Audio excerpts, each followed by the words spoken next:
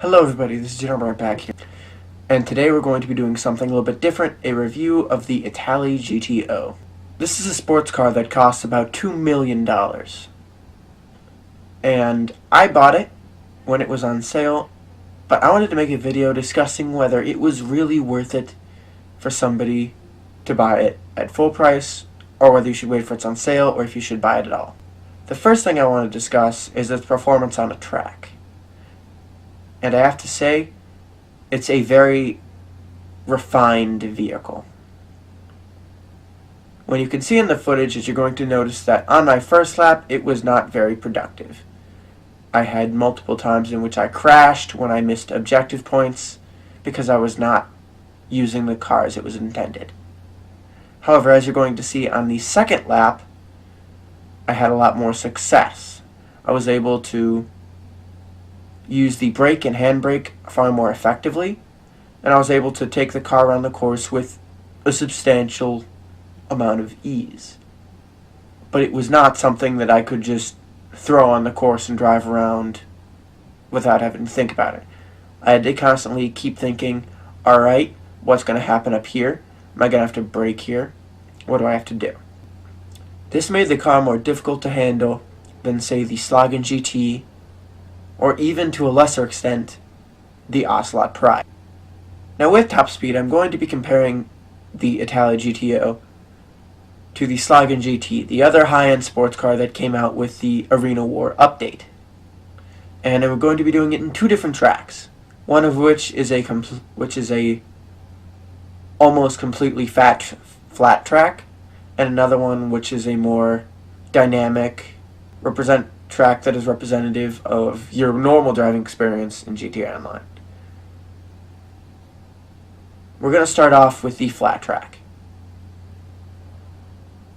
Now what we see here is that the Itali GTO finishes on the 11-mile track in a time of 2 minutes and 43 seconds. And what we see when you compare it to the Slogan GT, it finishes 2 seconds faster with the Slogan GT, finishing at a time of 2 minutes 45 seconds on the 11-mile track. This is not a huge difference. And on a flat course, the Itali GTO is not that much faster than the Slogan GT. However, now we're going to talk more about the dynamic course, the course that's more representative of your normal driving experience. So what I found testing the Itali GTO on the dynamic course was that it finished with a time of 4 minutes and 6 seconds, while compared to the Slogan GT, which finished with a time of 4 minutes and 15 seconds. Which is a much more drastic difference of 9 seconds. Which, again, in a non-racing context, doesn't seem like a huge difference, but it really is. Like, if I decided to leave a 9-second gap between speaking words, which my editor is going to make a joke about, I already do, but that's beside the point. What I found through my testing is that for my trial, the Itali GTO finished with a time of 4 minutes and 6 seconds. And the Slogan GT finished with a time of 4 minutes and 15 seconds, which is a 9-second difference. Much bigger than the 2-second difference we saw on the perfectly flat course. Now, the difference is not only that the tracks themselves are longer. Another difference is the terrain that we're dealing with. Now, it's both still on-road, however, the city of Los Santos has a lot of small, minor bumps. And some cars that Rockstar have added into the game have different handling flags, advanced handling flags.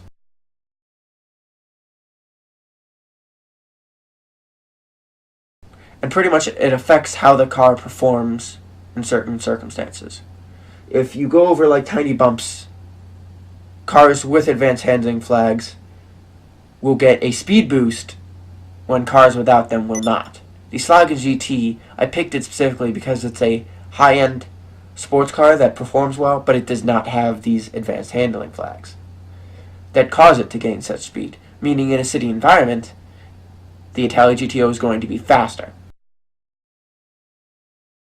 Now overall, what do I think of this car? I think this car can be difficult to drive at times, and in free roam sessions is extremely difficult to not crash.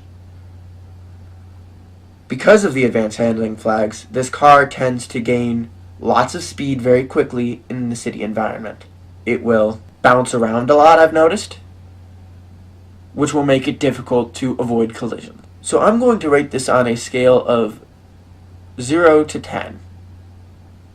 And then I'm going to kind of explain what the score means for that car. I'm going to give the Itali GTO a 6 out of 10 experienced drivers only. I think if you have experience driving cars with advanced handling flags in GTA, I really think you can make this car work. I don't believe I'm going to be keeping this car. I might do some more driving in free roam just to kind of give it another chance, but I don't believe I'm going to wind up keeping this car. But I don't think that should mean you shouldn't. If you want to see me talk more about other cars in a similar manner that I did this one, please tell me so in the comment section. Please tell me what car you want me to talk about, and if I have it or I can buy it, I will. If I have it or I'm willing to buy it, it's something I'll do and I'll give you a review. Anyway, I'll see you in the next one. Peace out.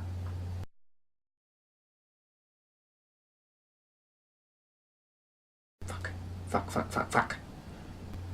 Oh, fuck.